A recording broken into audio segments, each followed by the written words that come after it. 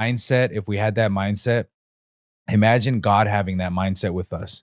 And that's what blew his mind. He's like, oh, I was like, so imagine like how we're giving swift street justice. And he goes, right.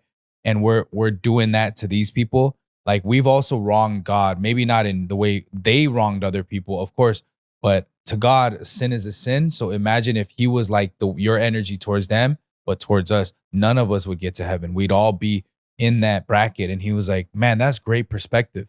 Is I never thought about it like that. Man, that's true, bro. Like we all gotta burn, you know? And I said, yeah, if you're like a person who did, this crime and then this crime and we both stood in front of God, we'd both burn and go to hell.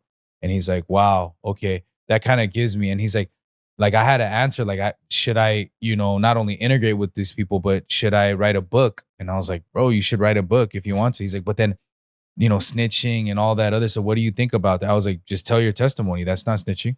Like what, don't name names, don't talk about open cases, closed cases, cold cases. And he's like, wow, okay. And that was a big one because this is a gang member, active still from the a hood out there, and was like, I don't know what to do. I don't know how to navigate. There was another story that stood out where the person himself was addicted to Fenty. His mother, he lost his mom, his daughter, and his baby mom, I believe, to Fenty. And so he goes, I love God, but like, why would he create a substance like this and allow this to just wreak havoc on all of us?